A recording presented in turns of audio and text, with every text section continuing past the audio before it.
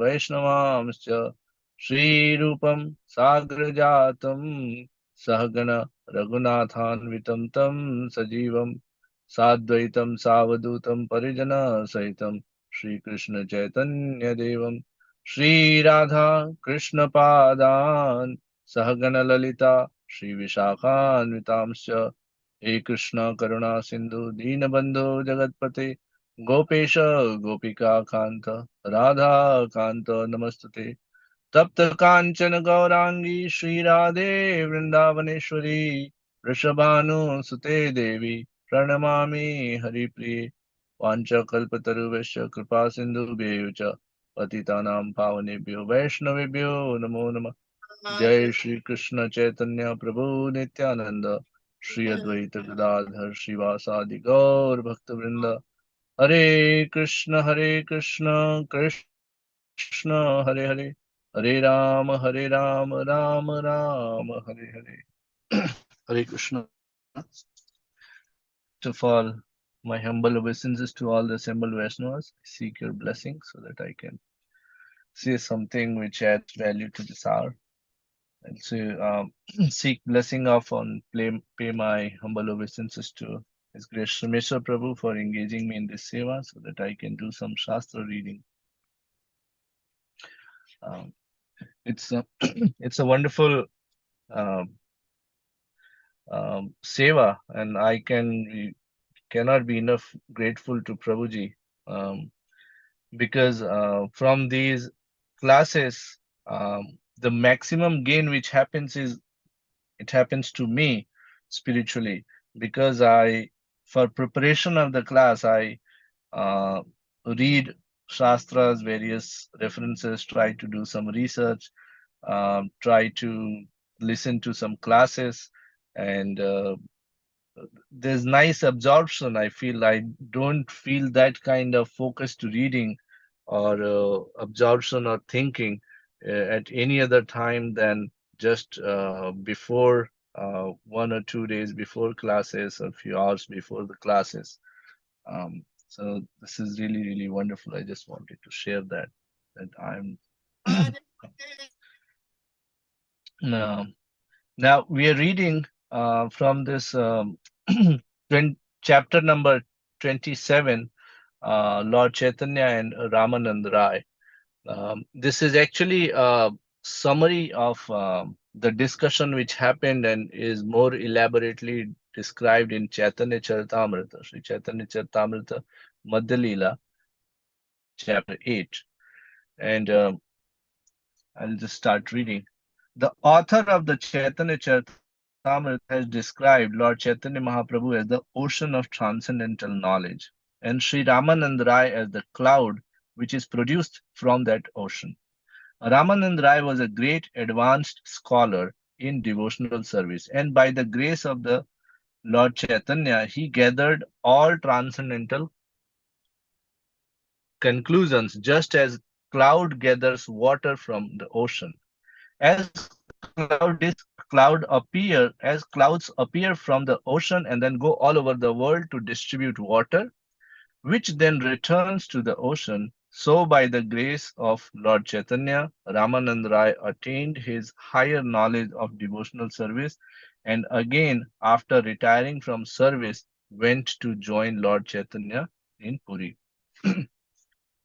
So Ramanand Rai, uh, Chaitanya Mahaprabhu went to the southern India visit, and there he met Ramanand Rai. Actually, Sarbam Bhattacharya recommended and requested Mahaprabhu to um, meet with Ramanand Rai. I'm sorry.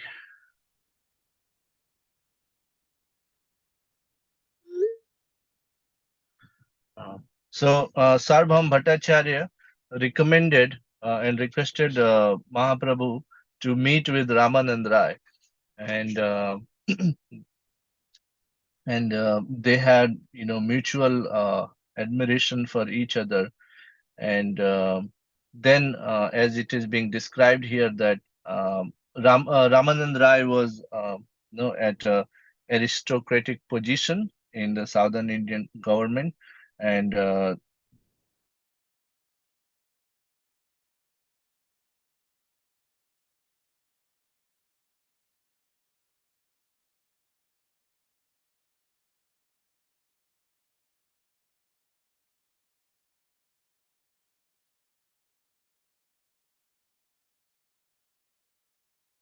We can't hear you.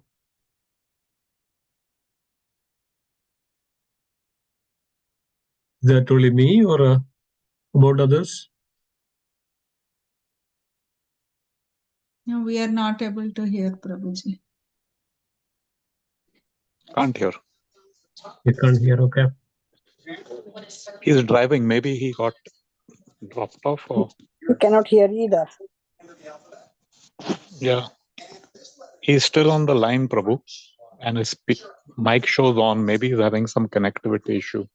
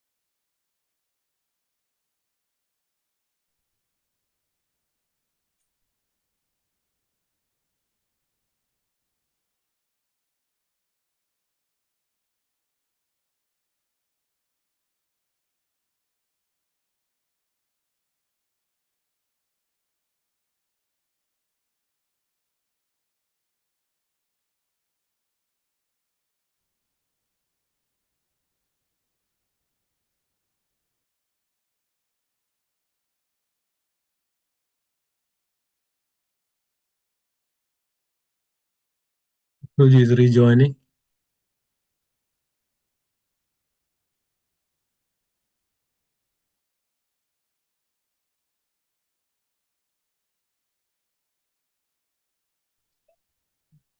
am I audible now, Prabhuji? Hare Krishna. Yes, Prabhuji. Okay. Sorry about that, Prabhuji. I actually received one call. Shyamasundar Prabhu called and I declined that, but looks like that's the time when my voice got disconnected.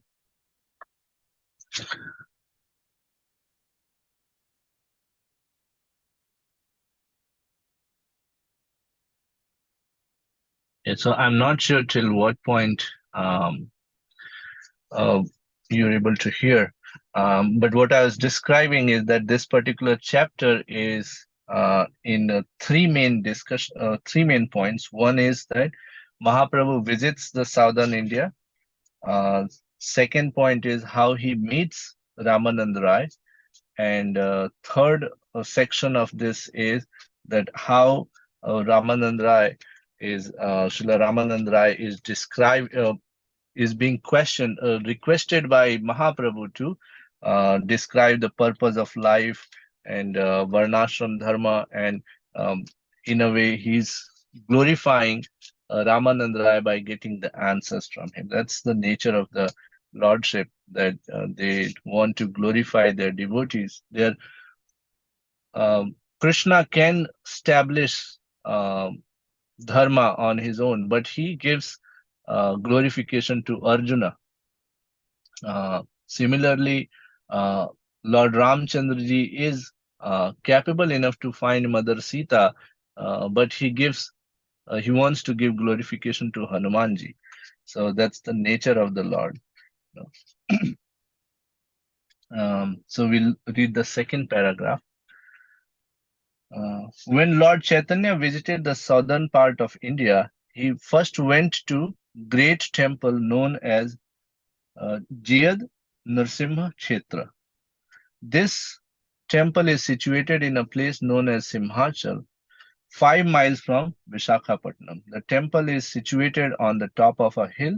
There are many temples in that area, but the Jayad Nrsimha Kshetra temple is the largest of all. This temple is filled with beautiful sculpture of interest to many students, and due to its popularity, it is very rich temple. An inscription in the temple states that the king of Vijayanagara formerly decorated this temple with gold and even covered the body of the deity with gold plate. To facilitate attendance at this temple, there are free apartments for visitors. The temple is managed by priests of Ramanujacharya. So here, um, and next few verses, let me next few paragraphs, and then I can talk about a little bit on this. Um, when Lord Chaitanya visited this temple, he praised the deity and quoted a verse from Sridhar Swami's commentary on Srimad Bhagavatam 7.9.1. Ugro api anurag evayam swabhaktanam nrkeshari kesharaiva swapotanam anyesam ugra vikrama. Although Lord Narasimha is very severe to demons and non-devotees, he is very kind to his submissive devotees like Prahlad. Lord Narasimha appeared as a half man, half lion incarnation of Krishna. When Prahlad, the boy devotee of the Lord, was harassed by his demoniac father Hiranyakashipu, just as a lion is very ferocious to other animals but very kind and submissive to his cubs, so Lord Narasimha appeared ferocious to Hiranyakashipu and very kind to his devotee Prahlad. So, um, first is that when Mahaprabhu visited southern India, he's setting an example. Like our visit is not for our visit should not be for the simple sightseeing. He is going to temple, a holy dham, and having the darshan there. Um, and then second part is that you know Prabhupada is mentioning in his commentary the wonderful verses composed by Sridhar Swami. Sridhar Swami is wonderful.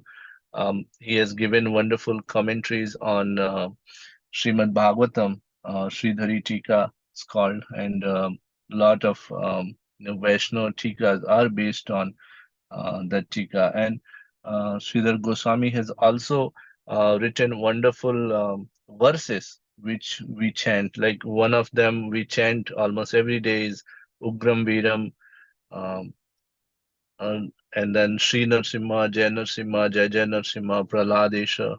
Yeah, sorry, not the Ugram Viram, this one. Sri Narsimha, Jai Narsimha, Praladesha, Jai Padma, Mukha Padma Bringa. This is again a um, verse which Chaitanya Mahaprabhu is singing, and this particular verse is actually written by Sridhar Swami. Here it says that upon seeing the deities of Lord Narasimha in the temple, Sri Chaitanya Mahaprabhu offered his respectful obeisances by falling flat. Then, in ecstatic love, he performed various dances, chanted, and offered prayers.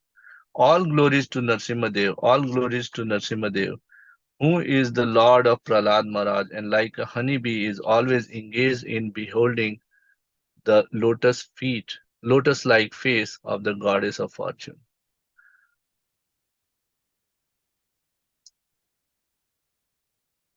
Okay, I'm sorry,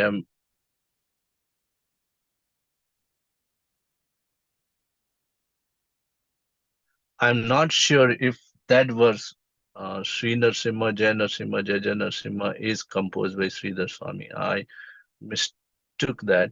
The next verse is actually the one which is composed by. So, Ugro api anurag evayam, that's the verse which Srila Prabhupada is saying in the purport.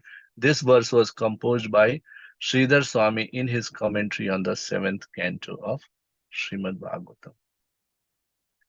So here again, Mahaprabhu is setting the example. This is how we should do in whenever we are visiting temple, we bow down and then we offer prayers. One time I asked Madhupati Prabhu that how do we bow down in front of the deities and what prayers we should offer. And he said that Sashtang Dandavat should be done lying flat. Um, and actually, the right method is that as soon as we enter the temple, we should do Panchang Dandavat.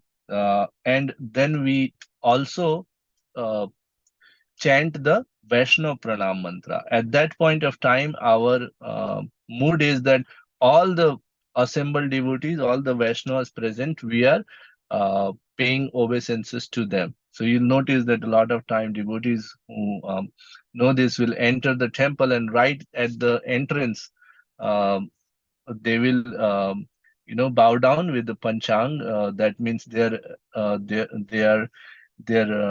knees, their elbows, and their head. These five, two knees, two elbows, and then head is touching the ground, and they are chanting this pranam mantra. After that, we go to Srila Prabhupada's altar, and there we again bow down, and there we bow down sashtang. That means lying flat like a stick on the in front of the altar, and we chant Srila Prabhupada's pranam mantra. You know, Namam Vishnu Padaya. So on both of them.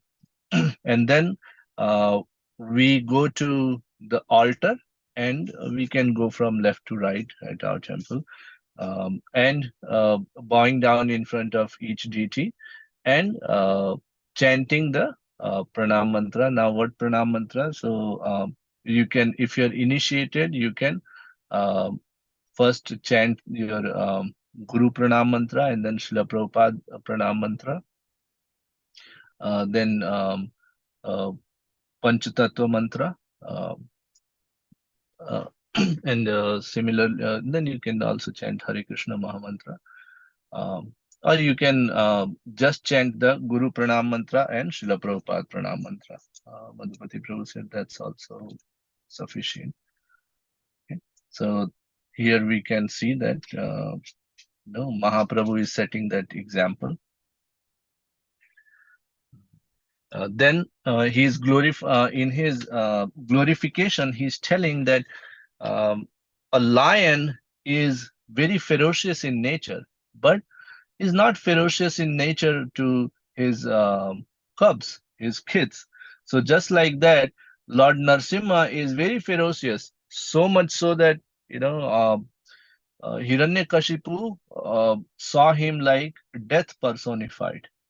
But at the same time, he has very loving nature toward Prahlad Maharaj. Okay. So continue reading. After visiting the temple of Jayad Nrsimha, the Lord proceeded further into South India and ultimately reached Vidyanagar on the bank of the Godavari. While on the bank of this river, the Lord remembered the Yamuna river in Vrindavan, and he considered the trees on the banks of the forest of Vrindavan. Thus he was in ecstasy there.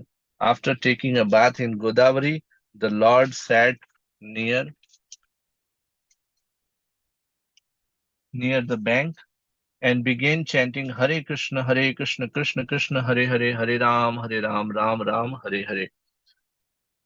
While sitting and chanting, the Lord saw that the governor of the province, Sri Ramanand Rai, had reached the banks of the river accompanied by his associates, which included a musical band and many brahmanas. Previously, the Lord had been asked by Sarvabhaum Bhattacharya to visit the great devotee Ramanand Rai at Kabur. The Lord could understand that the man approaching the river bank was Ramanand Rai, and he desired to see him immediately. But because he was in the renounced order of life, he restrained himself from going to see a person involved in political affairs.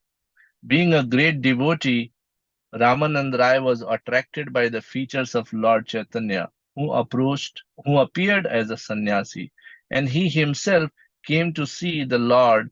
Upon reaching Chaitanya Mahaprabhu, Ramanand Rai prostrated himself to offer his obeisances and respects.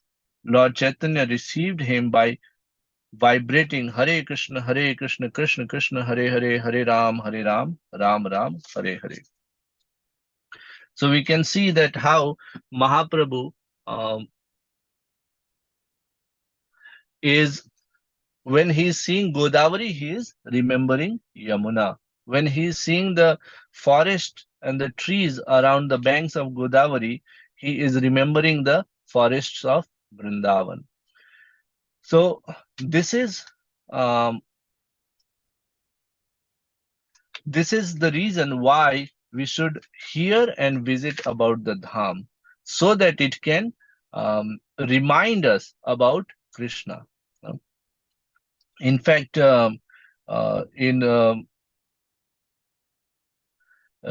in the Purusha Avatara, no, not Purusha Avatara, in Vishwarup of um, of Lord, various things are described as various parts and limbs of the Lord. For example, the trees are described as that they are the hairs on the body of the Lord.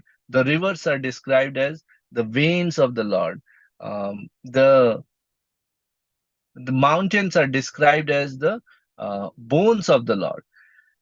That is, this description, this kind of thing is mentioned in the Shastra, so that uh, when we can, when we see these things, it reminds us about the Lordship. When we see the sun and the moon, we should think about the eyes of the Lord. Um, and when we see a river, we should think about the veins of the Lord. No? Not that no, those rivers are the veins of the Lord.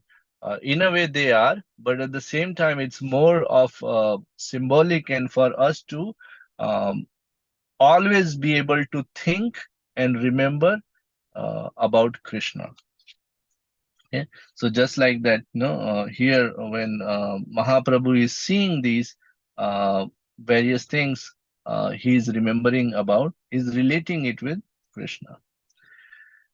After that, it is mentioned in this paragraph is that how Lord is excited about meeting a devotee. When Krishna himself is excited about devotee, how much excited we should be. You know? In fact, um,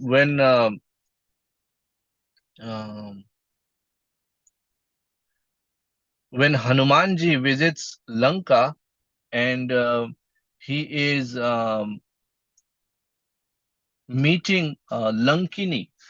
Lankini was the gatekeeper at Lanka, and her food was whoever was the thief of the Lanka, whoever wanted to enter the Lanka, uh, with an ulterior motive, was her food. So when Hanumanji wants to enter Lanka, Lankini looks at Hanumanji, and then, though Hanumanji had taken the form of a mosquito, very small, but still, Lankini was able to spot, and she tried to stop Hanumanji.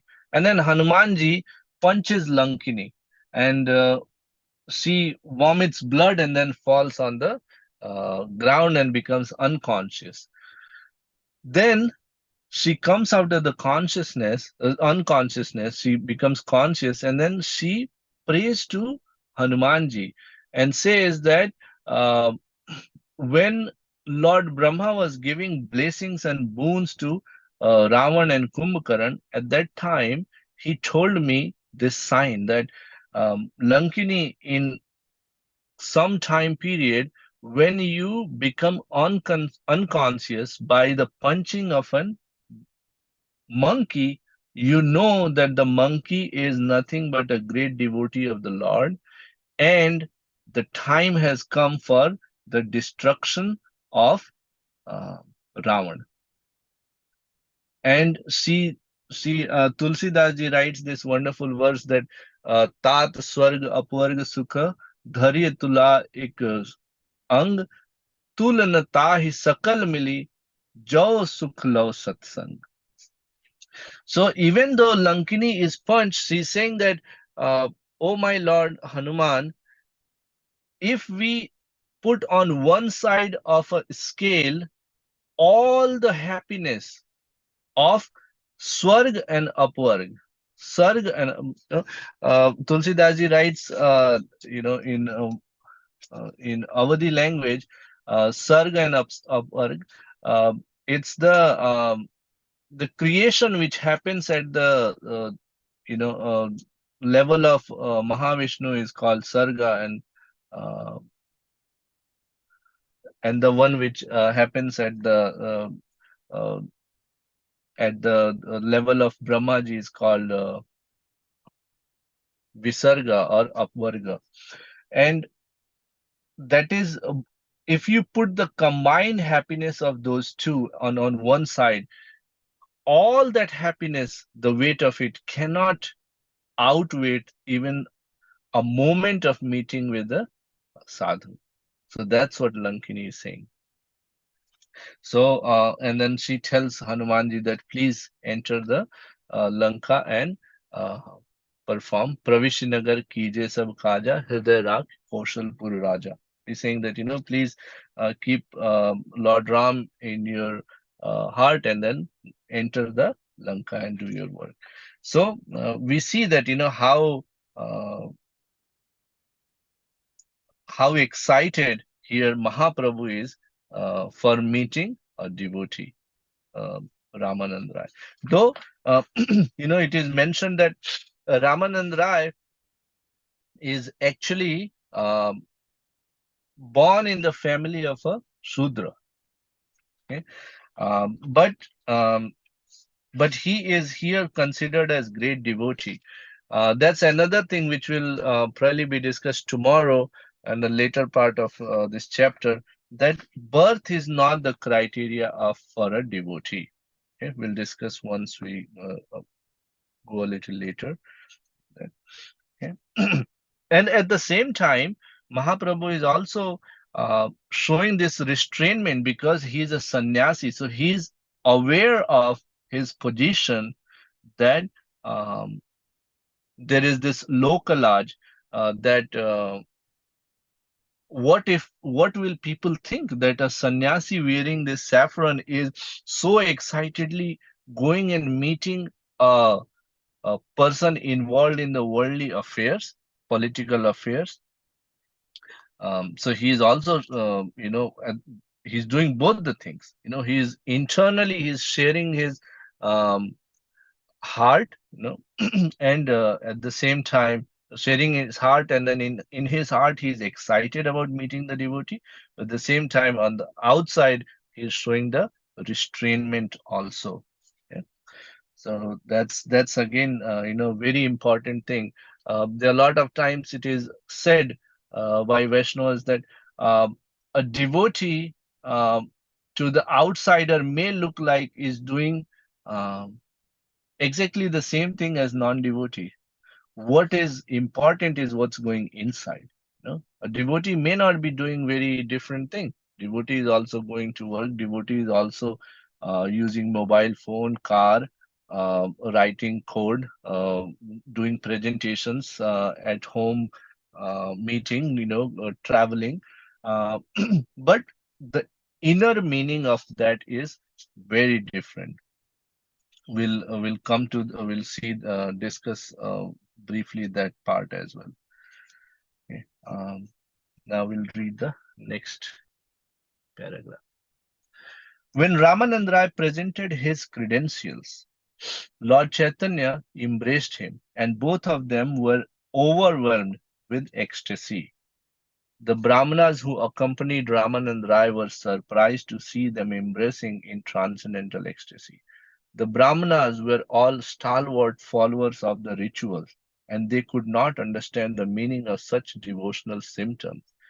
Indeed, they were rather surprised to see such a great sannyasi touch a Shudra. And they were also surprised to see Ramanand Rai, who was a great governor and practically king of that province, crying simply by touching a sannyasi.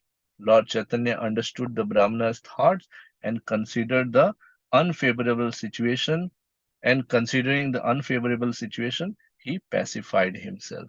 So the moment Ramanand Rai and Mahaprabhu embraced each other, they started showing the vikaras, you know, and this was something which was very the brahmanas present there could not understand that what is happening, because to them it was looking like a simple sannyasi is meeting a king of the area.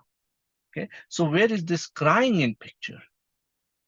But acharyas explain that actually Ramanand Rai is nothing but Vishakha from the Ashtasakhis.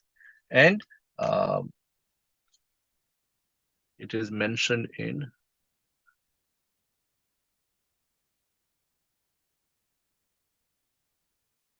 Sri Chaitanya Mahaprabhu then impressed Sri Ramanand Rai very firmly. Indeed, both the master and the servant almost lost consciousness due to ecstatic love. Because Mahaprabhu is Radharani, Krishna in the body of Radharani. And Vishakha Sakhi is, her one of the topmost uh, uh, helpers and friend. So when they met, this natural affection was there. Okay, so their natural love for each other was awakened in them both, and they impressed and fell to the ground. So Srila Prabhupada writes in the purport that Sri Ramanand Rai was an incarnation of Gopi Vishakha, since Sri Chaitanya Mahaprabhu was Lord Krishna himself, and there was naturally an awakening of love between Vishakha and Krishna. Sri Krishna Chaitanya Mahaprabhu is the combination of Srimati Radharani and Krishna, and the Gopi Vishakha is a principal Gopi assisting Srimati Radharani. Thus, the natural love between Ramanand Rai and Sri Chaitanya Mahaprabhu awakened, and they embraced. Okay. So that is what was happening. Then another thing is that this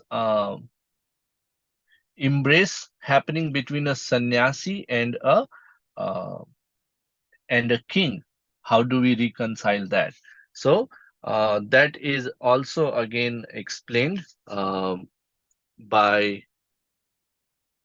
Srila Prabhupada in the purport of um, verse number 28 of this chapter. He's saying that he's using the words Sajatiya and Vijatiya. Ramanand Rai was intimately related to Sri Chaitanya Mahaprabhu. Therefore, he can be accepted as Sajatiya, a person within the intimate circle of the Lord. The Brahmanas, however, were followers of the Vedic rituals and were not able to have an intimate connection with Sri Chaitanya Mahaprabhu. Consequently, they are called Vijatiya Loka. In other words, they were not pure devotees.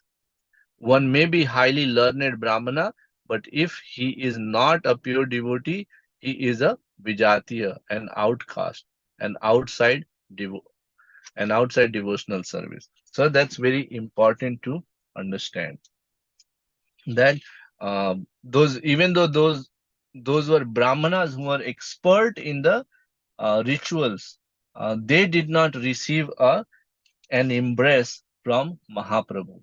But even though Ramanand Rai was engaged in the worldly affairs, he received the embrace because he is a devotee. Okay. We'll read few. I'm sorry, I forgot to mention at the beginning that I have a hard stop at 7:45, about 7:45. Oops. Am I still audible? Hare Krishna. Yes, Prabhuji. Yeah, okay, wonderful, Prabhuji. Sorry, I received a call, so I didn't know whether it's still working.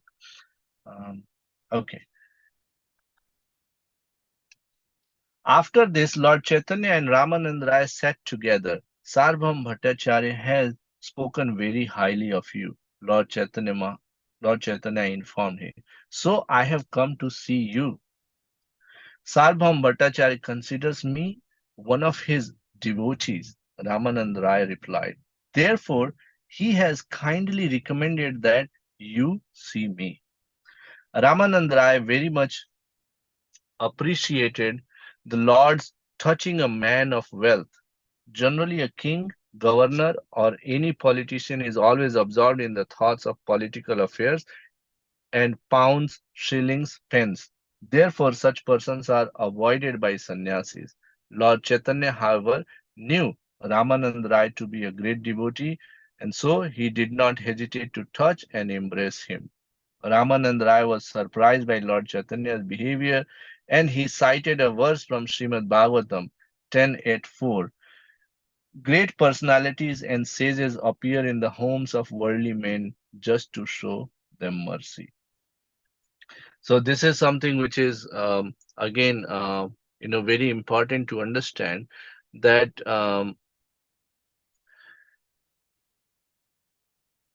it is this categorization is not based on the birth or based on uh, what one is doing to sustain this body, but is more the how is the heart, what is the purpose behind those actions. Okay, and even though Ramanand Rai is born in a Shudra family and is engaged in the worldly affairs, but he is being considered as in the inner circles of Lord Chaitanya because he is a bhakta, he is a devotee. In fact, in um, the purport of uh, 36th verse, Srila Prabhupada uh, makes this wonderful quote that we find and read it for you.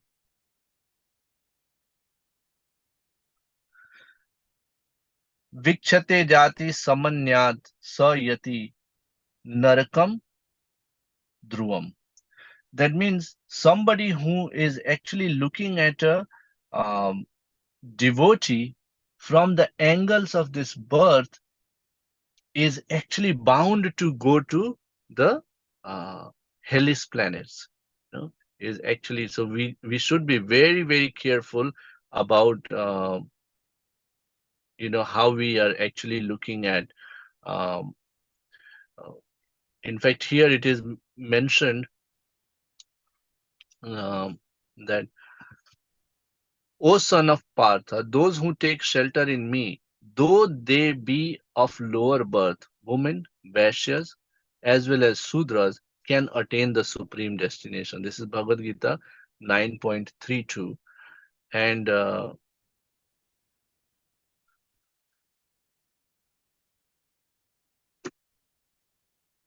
the word Papayoneh means born into a lower class. According to Vedic systems of classification, women, Vaishyas, and Sudras belong to a lower social order. A low life means a life without Krishna consciousness. High and low position in society are calculated by considering a person's Krishna consciousness. So it's very important to understand that this is not based on the birth, but based on the activities.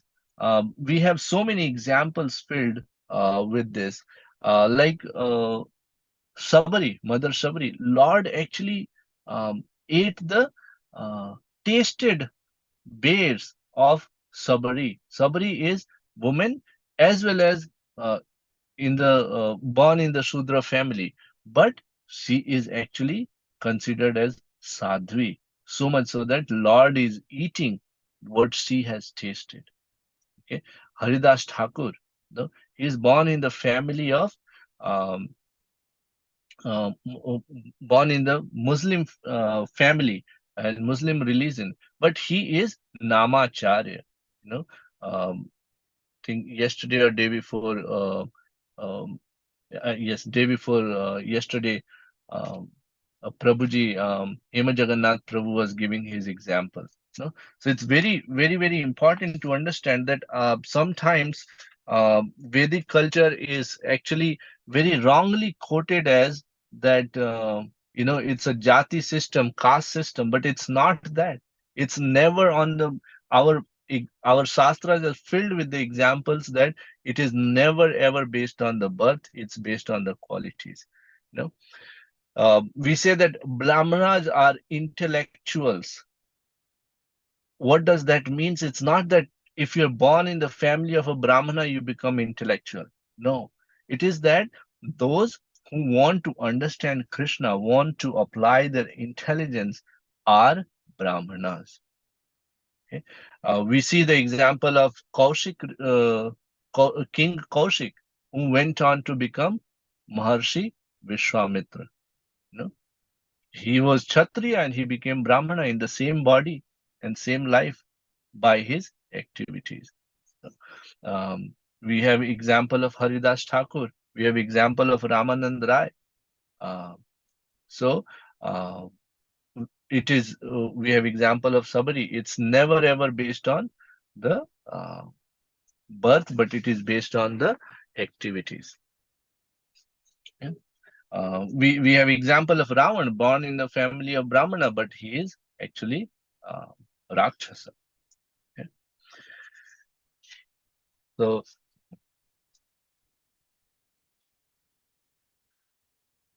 um, so this is kind of half of it.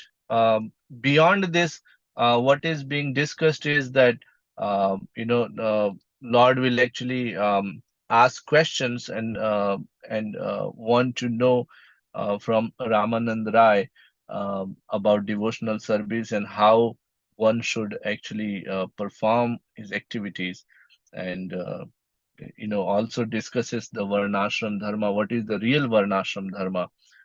It's not that based on those four categories and four ashramas are there, and they are created by Chaturvarna Maya system, Krishna is saying, but at the same time, those are not based on the birth, but based on the qualities and activities of oneself. And then ultimately, um,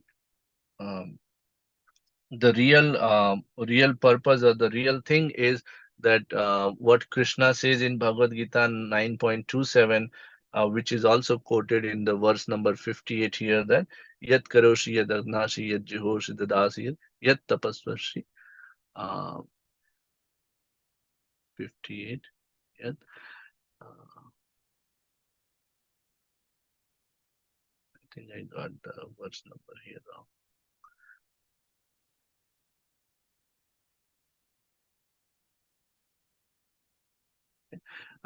But main point there is that whatever you do, you can keep Krishna in the center, um, and you can perform your activities. Uh, like if you have Krishna in the center at your home, and you are offering, serving Krishna, you're offering bhoga to Krishna, you're doing arti to Krishna, then your house becomes a temple, and to all the activities you do to maintain the house, starting from doing your work and cleaning the house and cooking, all those activities become Krishna conscious activities. Okay. Um, so with that, I would like to stop here and see if there are any uh, corrections, realizations, or points anyone wants to discuss, while I also wait for my daughter to come out the class.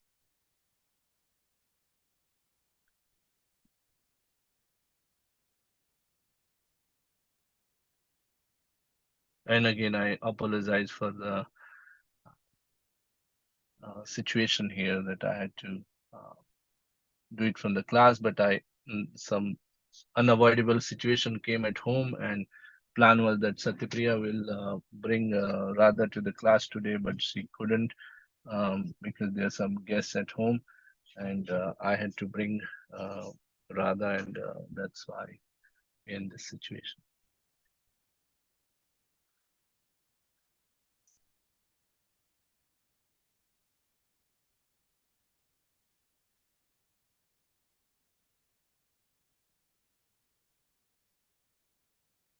Okay.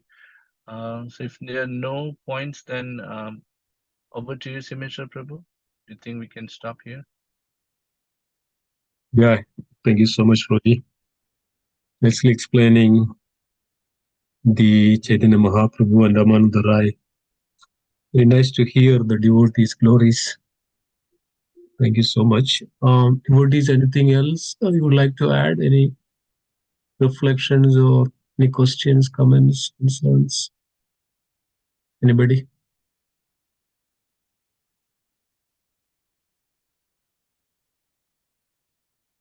Okay, if not, thank you so much. Let's conclude today's class.